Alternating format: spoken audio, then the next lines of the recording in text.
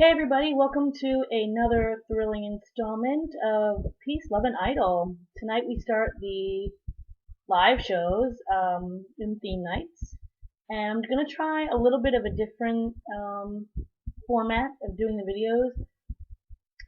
Jumping in a little late, and I'm going to watch the performances, and then during the commercial, or pause, because it's on DVR, I don't have to watch the commercial.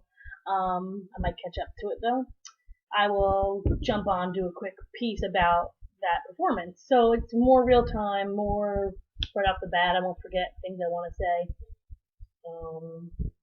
And a blog that I watch on YouTube that I love a lot she does it that way, and it seems to work better. And this way I won't be going to bed at 1 o'clock in the morning. So hopefully the new format will work out, and hopefully this show's good. We are going to be having Stevie Wonder songs by the boys and Whitney Houston songs by the girls.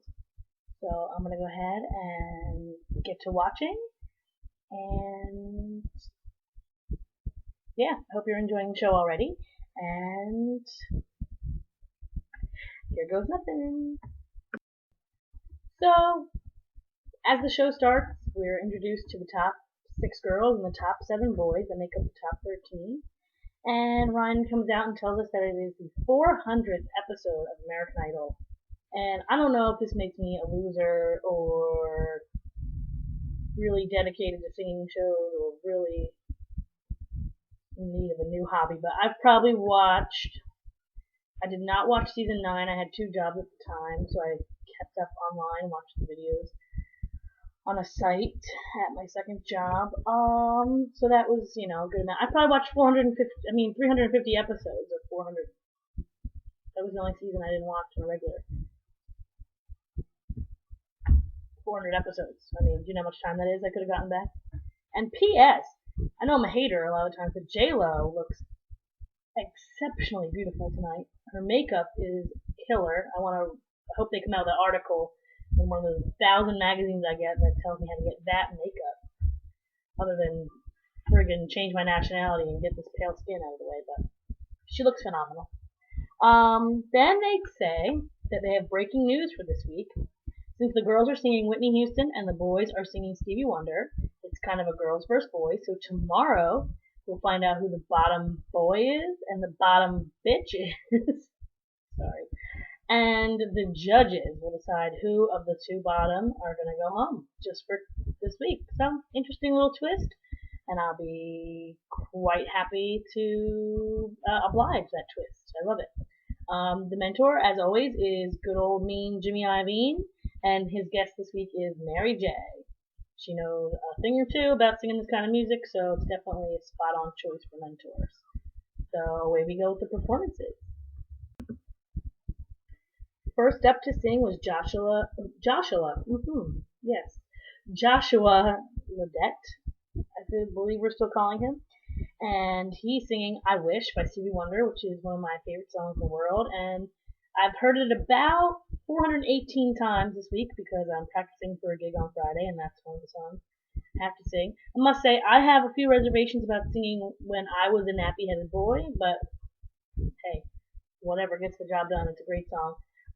During practice, he had some reservations about singing an up-tempo number, but I think if you sing in church, if I can sing Stevie Wonder, someone who sings in church every weekend can sing Stevie Wonder. That is right in the comfort zone. So they brought in a producer that used to, I'm having an itch in my cleavage, I apologize.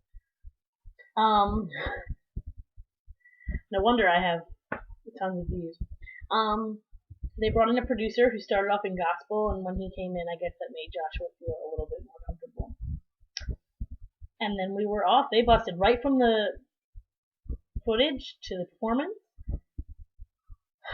Listen, I know that I've said that Joshua can sing, but he never was stylistically my favorite because I'm not a gospel music fan by genre.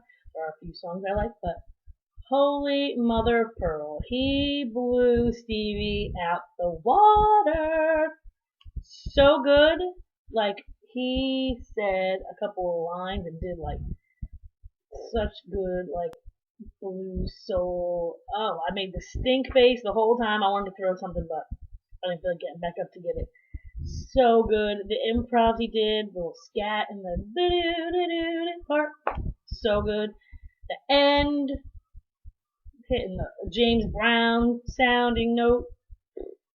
Listen, for the first time ever, first performance out the gate, a 5. Joshua Ledet, moving right up. Ledet, sorry. I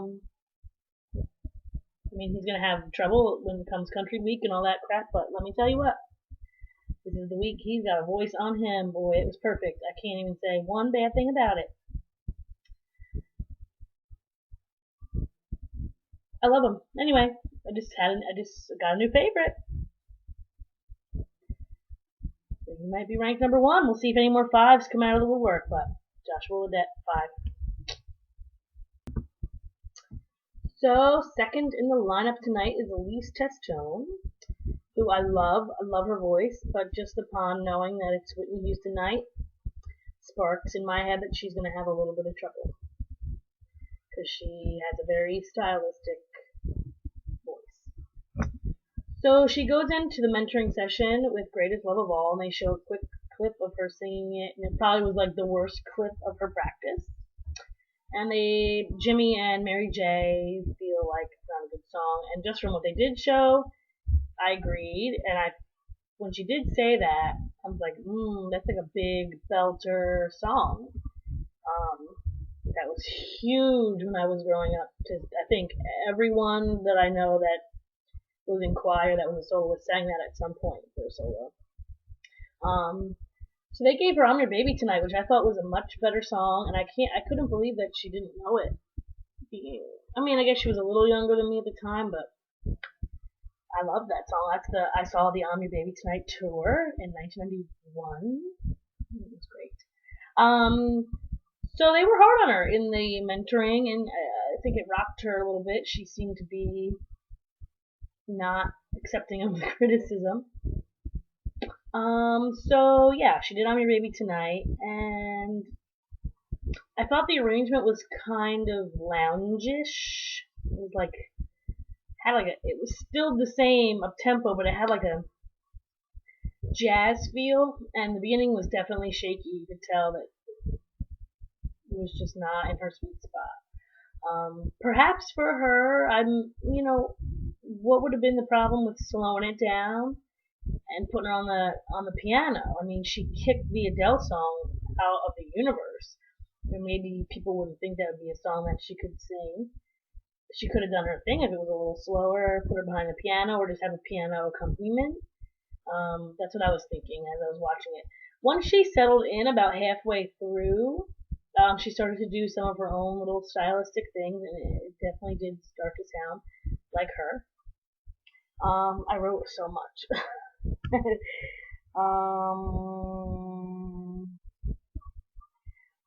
I mean, maybe she should have investigated more some Whitney Houston songs, like something that might have worked better with her voice. I thought maybe "All the Man I Need" might have been good for her, slower song, so she had the time to make changes, because "I'm Your Baby Tonight" is very timing oriented, like Mary J was saying. I don't know, or I know they don't like "Queen of the Night," but they could have done that, or something else that maybe would have been easier for her to adapt to her voice. But I didn't hear any huge timing problems. Randy had mentioned timing problems, and I didn't really hear any bad notes. I mean, I love her voice. It's just not the genre for her, and Stephen made a good point, just like I've been saying. You might think if you have a good voice, you can sing anything, and there are people who can, please do not get me wrong. But when you have a stylistic voice like that, I mean, she's going to have a very styled record, and that's just what she's comfortable doing, and that's totally fine. But she didn't really adapt the song, and she made some excuses about not having a lot of time, and then kind of took it back and said, "I'm not trying to make excuses. If you want to stay, you want to stay."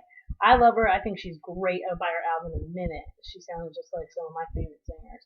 I gave it a 4.25. I mean, again, I thought she did what she could with it, but I think she should have put more. She probably was like, "Oh, Greatest Love of All, I know that thing, done," and didn't even check the rest of the list of what they had approved, I think she would have killed a Stevie Wonder song, which sucks, because I would be like, "Can I sing Stevie instead?" I used to sing the shit out of some Whitney when I was like 12, but I don't know what would come out now. Oh, I hope someone does I Believe in You and Me. Alright, sidebar. So, 4.25 for Elise. I hope that people vote for her. I'm going to vote my ass off for her because she does not deserve to go home by any means. Vote. Well, this will be fucking close by the time you watch this. Alright, neither here nor there. Next up was Jermaine Jones, Jersey, holla, okay, and he's singing Knocks Me Off My Feet, which was a great song choice for him. Rehearsal went well with Mary J and Jimmy, and he busted out. I felt like he was feeling it. J-Lo went into this whole thing about how she didn't feel like connecting. I felt it. Maybe she'll feel it when she watches it back. I liked his little falsetto. He didn't stay so low in his bottom of his range. I liked it. He was in the pocket for me. I wasn't a huge fan of his ending note choice going down. I thought maybe he should have gone up, showed us what his belt sounds like. But it was smooth and it was good. I feel like he didn't like the judges' critique at the end, and Ryan tried to get him to like comment and stir it up. He was like, I think I did good. He's like, I want to stay the nice guy in the competition. So I gave it a 4.75. I mean, there was not much wrong with it. There was like, I didn't like the ending note, and there was like one miniature second of a note that I didn't like. But I really like his voice. Maybe I'm biased because he's Jersey.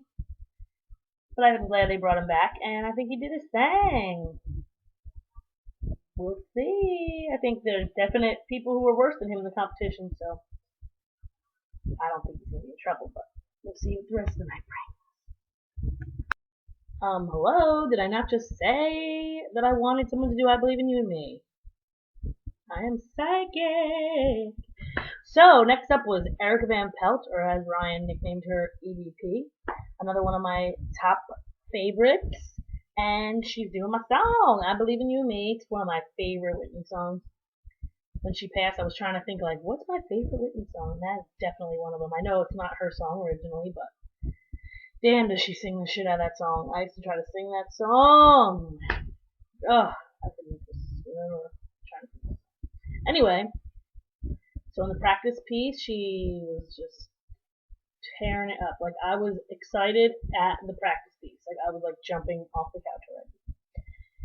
And I wasn't, like, sure why they had her in the ball gown again, but, like, at least they, like, gave her some Spanx or something. She looked much better than that purple taffeta death dress. Like, she probably wanted to rip off her face when she saw what she looked like on the camera. But I love it because she's representing for the older bracket, the alto bracket, and the thick girl bracket. And she freaking sounds like Pink. I just want to make out with her. I like the red highlights in her hair too. So she came out and she kept it like subdued at the beginning, and then she just I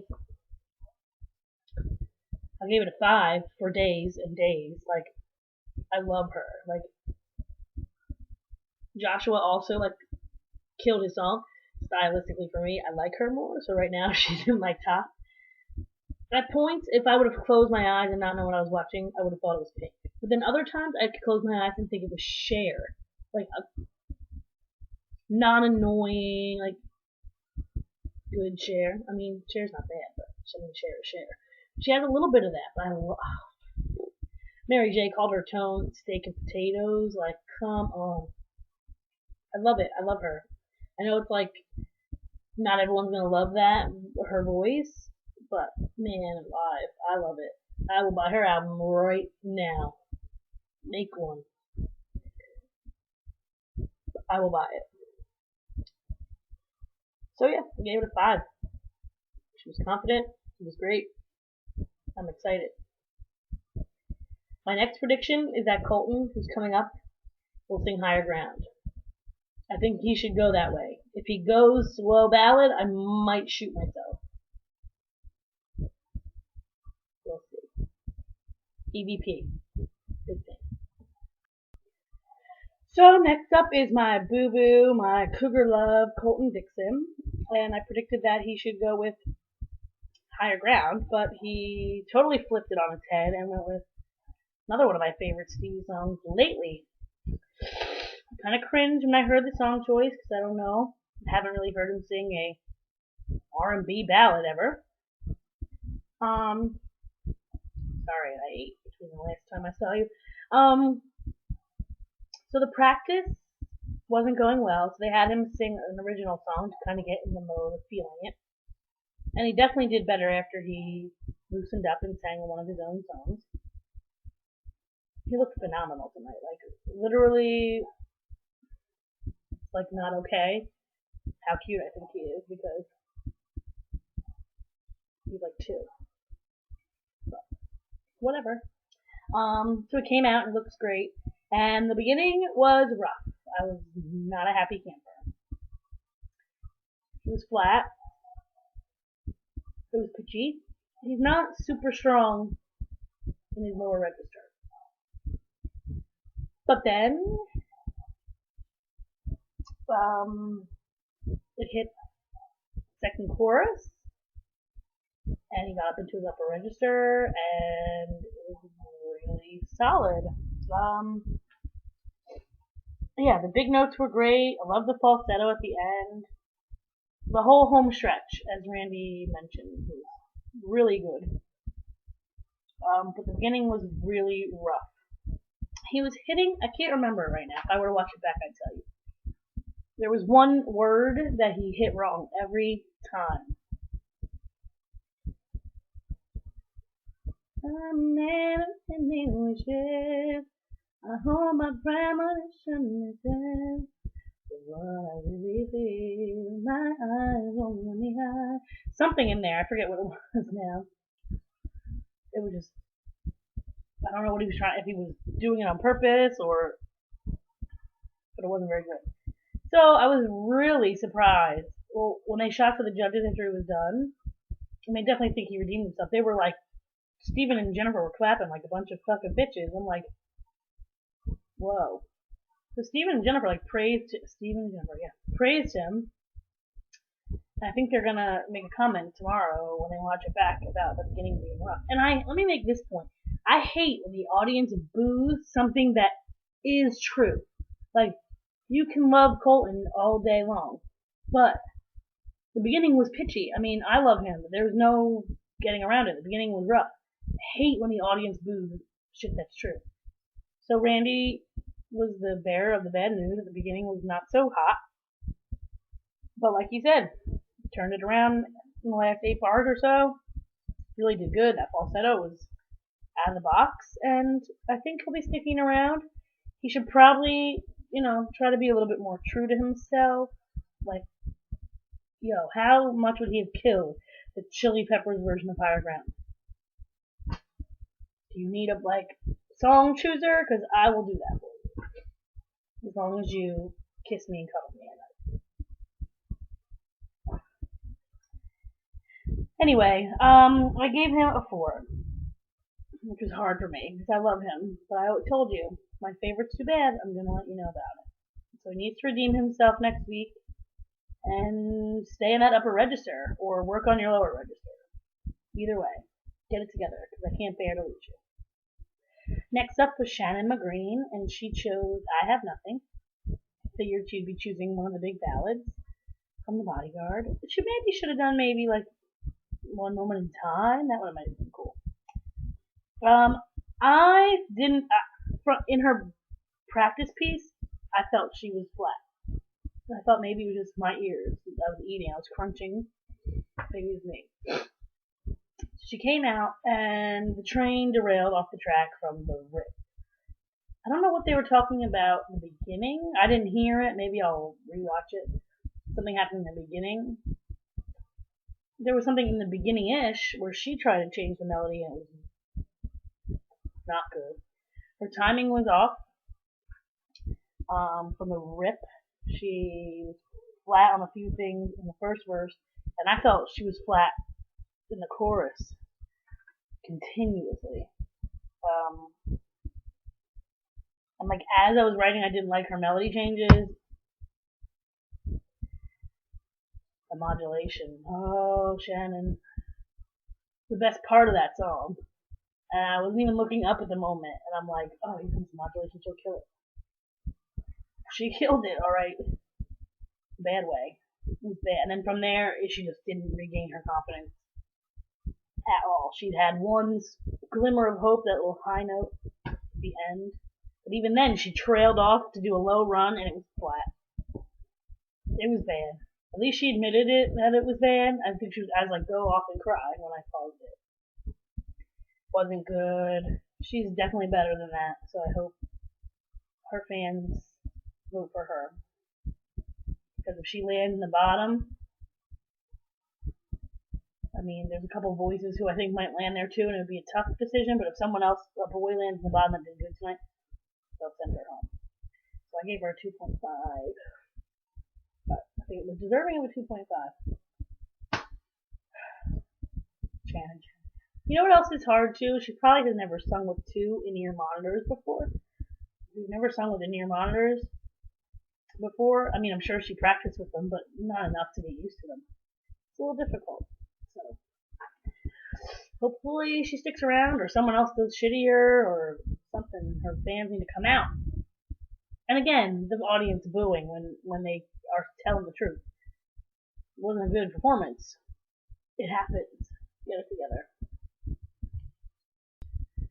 So next up was my second boo, DeAndre Brackensick, and he did a little interview piece with Ryan where he showed some footage of him crying up a storm in the back.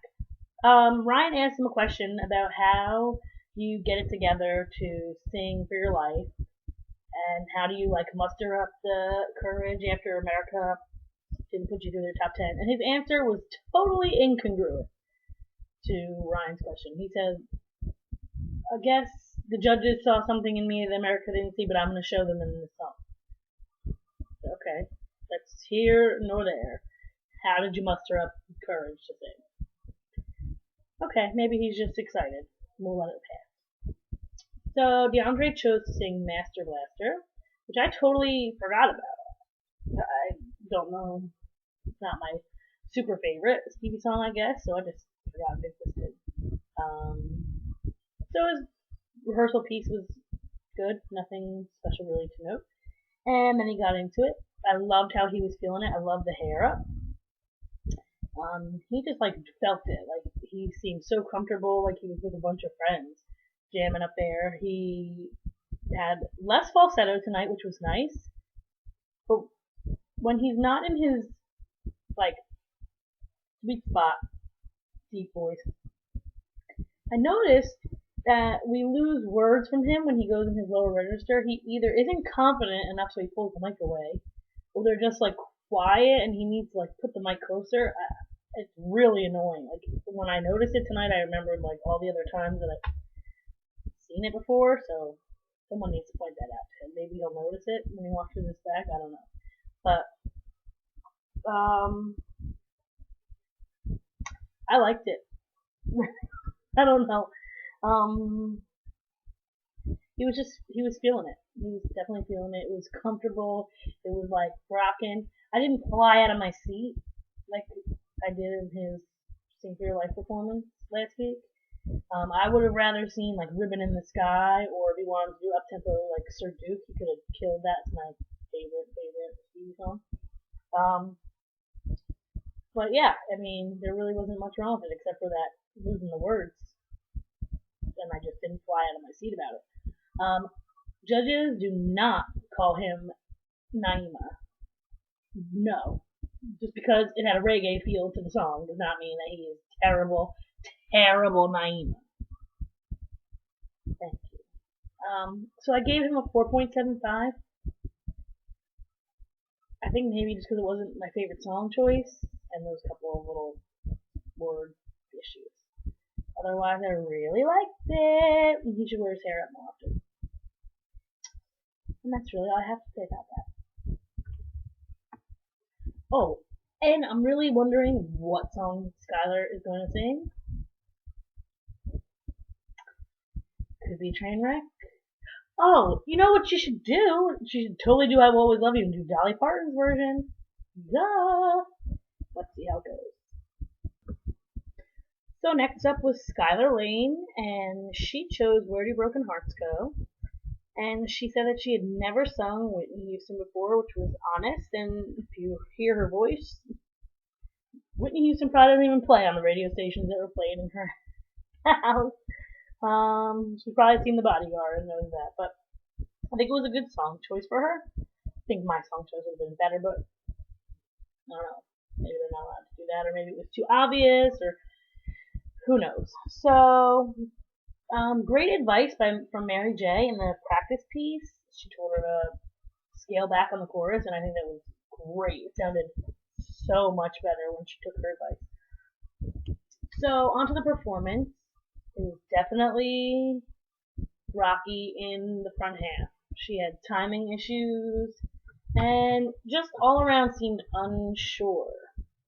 Um, Once she hit her big note, from there on it was Skylar, fireball power.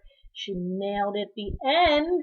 Hello, interesting choice of notes. I would not have guessed it was going to go there. She went there. She did some runs.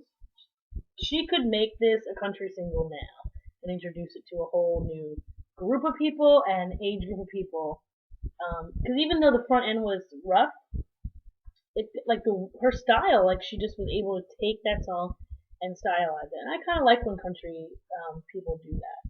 They take songs that were popular on pop radio and kind of turn them into their own thing. They're always an interesting rendition. So I really think she regained her composure. Like they said, when Shannon messed up that modulation, she just went downhill. But she was like, it almost seemed like the whole front end of the song was her worrying about whether or not she was going to hit that big note.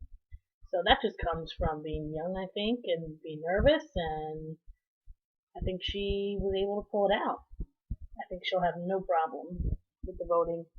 I gave it a 4.25 only because of the rough beginning. I mean, that last note was really good, and she hit the higher notes.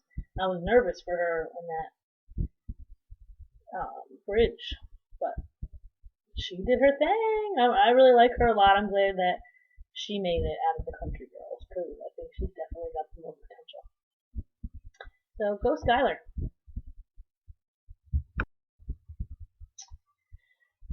Oh, sorry. So next up we had Hee-Jun Han, and of course we had to talk to Ryan so he could be funny, and he showed some twit pics, and I think his funny guy act is growing old for me. Because I just don't think his voice is strong enough to be in the top 13. And I really think there were people who got sent home that have stronger voices. So I'm pretty over Hee-Jun. I mean, he's super nice, but he's going to stick around in the competition because he's super nice. Like we've seen a million times before. People with weak voices, with awesome personalities, who America falls in love with because they get tons of camera time during the auditions, and then we're stuck having to see them be middle of the road or sometimes really bad for weeks and weeks and weeks. So Hee-Jun chooses All in Love is Fair by Stevie Wonder, and he sounded really super nervous in the rehearsal piece. It was hard for me to get a read on what he was going to sound like in the actual performance. And all in all, it wasn't good, it wasn't bad, it was just very blah for me. Nothing about it, like, except for the last note was really good, but otherwise, it's hard for me to understand what he's saying. His voice is really weak in spots, and then it surprises you in other spots, but it's not consistent. And I just overall don't feel that he is strong enough. Like right now, he's at my bottom, along with Jeremy, who hasn't gone yet tonight. So I think he has the potential to not be in my bottom, but he needs to pick better songs. And Hee-Jun, I think another thing about him I don't like is that performance-wise, you can see him. He's in his head the whole time. He's so serious. He does not look like singing is fun or like he enjoys it at all. He looks like he cleans toilets for a living, like someone's forcing him to go sing. Like, cheer up and just let it go. If he just got out of his head for 5 minutes, it would probably be awesome. Like, we're over your nerves thing, we're over your nervous funny guy thing. Or I am anyway. So I gave it a 3 because it really did nothing for me. Sorry, I'll be the bitch. And like, I would be kind of annoyed. Like, it's cool that like the judges say I love you. Like, but Jennifer gave him no criticism because she didn't want to be mean to him. Like, tell him what's up so he can change it for the next time if he's still around. That's annoying. That annoyed me. So next up was Holly, and she chose All the Man That I Need, which is good because I love that song, and I was hoping someone would choose it, and she's got the voice to do it. I liked the rehearsal piece. It was good. She definitely did some great things, and she wasn't afraid to be like, I don't know this part or whatever. The beginning, like, this theme of this show should be the beginning was rough. The beginning was rough. But again, that could just be the bigness of the stage and the band and the in-ears and whatever. But then she quickly got out of the rough. It was like a bit like a timing issue. She had to like kind of catch up. But yo, she can sing. She is like Disney's dream. Like, she will make a Disney movie theme song. Like, ever since last week with Reflection, it's like she's born to sing the big Disney ballad. The end was the bomb. That note was right in her sweet spot. The background singers were awesome. The lights, I think the whole ambiance of the performance was good. She just looked so comfortable up there. The one thing I did notice is that she forgets about the little notes that are around the big note. So, for instance, she was like, he fills me up, and then he gives me love. The he gives me was rough. Like, she is just worrying about the next big note. And that's not even that big of a note, but she's worried about the next big like note she has to hold down. She loses those little couple words. They were just a step off each of them. So if she can fix that, you know, no problem. Her and Jessica are like ones to watch in this. She got so much better from last year. Maybe they just showed more of her and now she's here so we can see it. What? So good. Gave it a 4.75 only because of those couple little things. Because I can't keep doing out 5s. This is American Idol, right? I guess maybe I'm used to having like a lot of inconsistent people. There are not a lot of inconsistent people in this. Last year I could give you half that I wanted to flush down the toilet. This year it's not so much. So we only have 3 singers left. See, and then I'll give my predictions.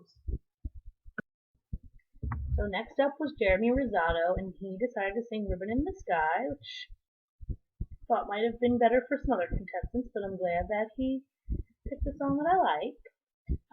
You could tell that they're down to the end because they're starting to rush the before and after talking and pieces. He sounded really rough in the rehearsal piece. Probably nerves. And he's just very emotional about wanting to show America that he should be.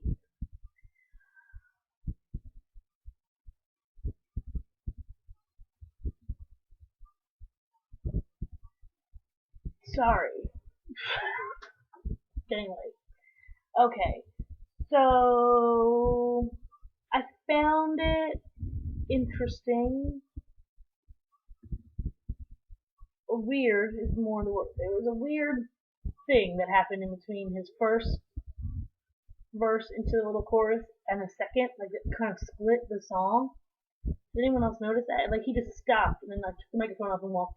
But it was like, it didn't feel like it was supposed to be like that. For me, this song, it like comes up on my playlist every night before I go to bed. I don't know why. This song is like floating through the sky. It's smooth, it's effortless, it just makes you feel like, this felt really choppy and incongruent. I just didn't get the same vibe from the song as a whole that I usually get. I mean, the big note was good. But I really feel like he's trying way too hard now. Like in Hollywood when he was just himself and we hadn't really seen him, he sounded really good. Like better. Like still his voice was a little too sweetsy for me, but like he was much more comfortable. Now he's just out of sorts for me. I really agreed with Randy. It definitely wasn't his best. He didn't give it swag. It was very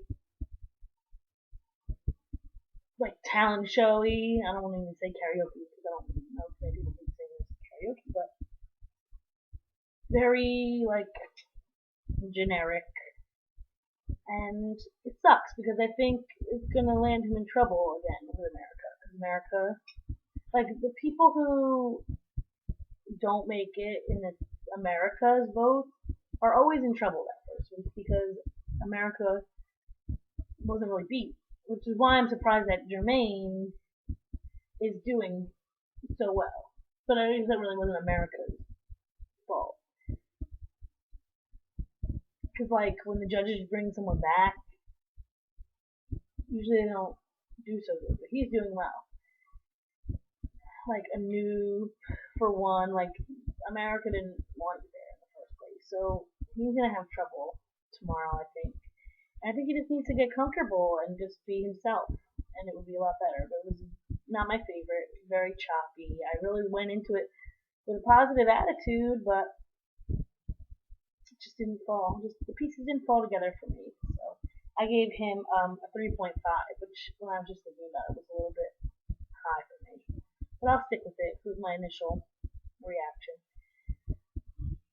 Hopefully his fans will come out, but I wouldn't be surprised to see him or Asian in the bottom tomorrow. Unless these next two performances are. I think we don't have. Oh no, Phil's the only other boy left, so. Who knows? So number 12 of the night was Jessica Sanchez, and she decided to sing "I Will Always Love You," which you could probably have guessed from a mile away that she was going to pick that song. I really love Mary J. Blige as the mentor. I think she should be a mentor every week instead of stupid Jimmy Iovine because she gives good advice and she's really funny and she genuinely likes when the contestants sing well, whatever the right thing is there. So this is not Jessica's fault, but I hate the way they edit these songs for time. I know they have to be like 90 seconds or whatever. But whoever's job that is sucks balls because they chopped off like important pieces of the song. How are you only going to let her sing half of the slow beginning and then go right to the end? It was very choppy editing. But again, she took like 44 years though to sing that first part of the beginning, so maybe that's why. It was really good, but there were definite pitch issues. There was some timing issues. I feel like I'm saying the same thing over and over again. It got sloppy. Like again, she was anticipating the big notes and she missed some of the easy peasy 1, 2, 3, and she made some weird change, like to try to do a low-ended run at one point. It was real bad. So is the jumping up and down 3-person standing ovation from the judges really warranted at the end? No. They will see that when they watch it back. Will they say anything about it? Probably not. But there were things that she needs to work on. It's a shame that they couldn't tell her that. But otherwise, she can sing. Like, whoa. Like, if you haven't watched the footage of her singing when she was like 12 on AGT, go back and watch it because you will see how much she has gotten better in 4 years. It was, like, you could tell she was going to be good, but it was pretty rocky. But now, for her to sound like that, it's pretty damn good. I wasn't one of the 40 million people crying, though, Steven, so I think it's just tough to sing that song any better than it was done. That's why I would have rather seen it done the country way by Skylar. So I gave it a 4.75 because of the obvious mistakes that no one had the balls to tell her were there. So we've got one last singer, and that's Phil. We all know that I feel hit or miss about him, so we'll see how that goes. Okay, so our last performance of the night was Philip Phillips, and he chose Superstition. Duh. Should have played the odds on that one. AC. So the performance, psych. The rehearsal piece was pretty uneventful because they're running towards the end of the show. It was just them telling him how great he is, and then giving him a suggestion on how to end the song, which would have been really good, but he didn't take that suggestion. So, first of all, Philip, no need to get dressed up. Did you, pull those clothes out of the hamper? It was like the lamest green long sleeve sort of tight shirt, of course, with no shirt on underneath because it's his favorite, and black pants that were sort of gray. Alright, we get it. Dress up a little bit. You're on national television. So I'll probably catch flack for this, and I don't really care because I'm just here to tell it like it is. I watched it twice, and it wasn't a good thing. I watched it twice because I had to figure out what exactly I wanted to say. So I feel like I should like this, and I'm supposed to like this, and I even want to like this performance. But I didn't. Feels like at the beginning, he was in slow motion, he was chopped and screwed jam band style.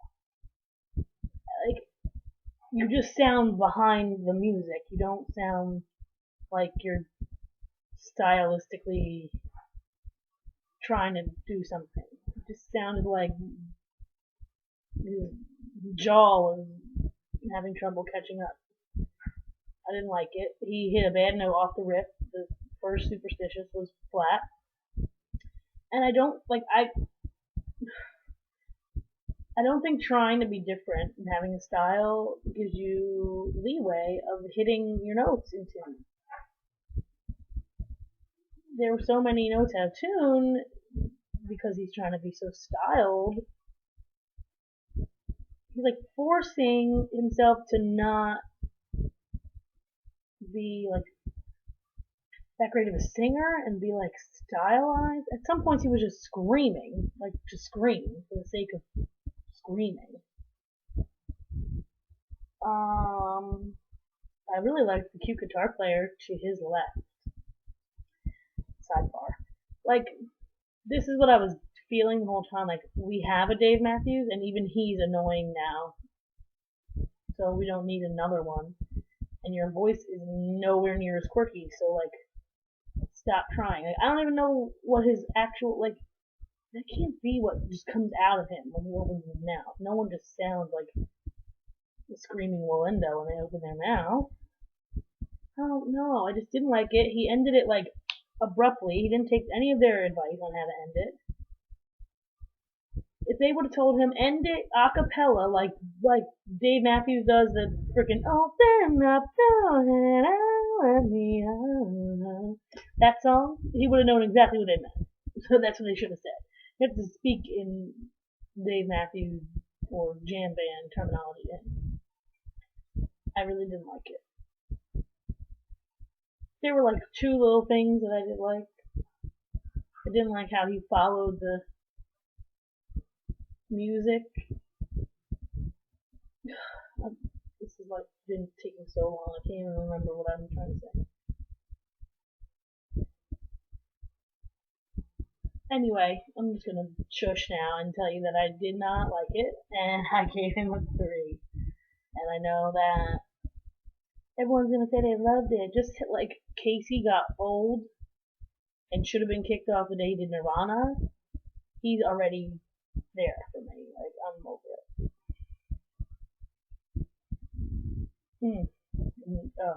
Superstition's such a good song. He could have really done something good with it. Kept up with the tempo and hit the notes.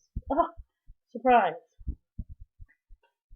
So, that's the end of that. And when they played back the numbers, I've always I want to know whose job it is to pick what piece of the song they play back too, because they did not flatter some people. That's all you were watching to vote.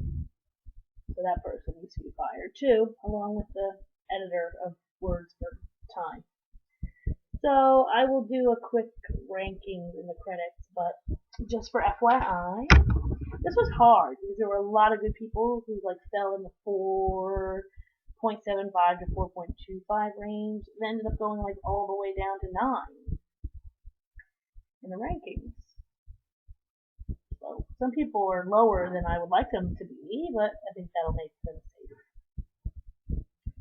So my rankings are Erica in the number 1 spot, followed by Joshua, Holly, DeAndre, Jessica, Skylar, Colton, Jermaine, Elise, Phil, Jeremy, Heejun, and Shannon. As far as who I think will be in the bottom, I guess it's just going to be the bottom girl and the bottom boy. So clearly the bottom girl is going to be Shannon. And if it's not, it'll be Elise, and that will make me really, really unhappy. So I'm going to go ahead and vote for her about 300 times before I go to bed.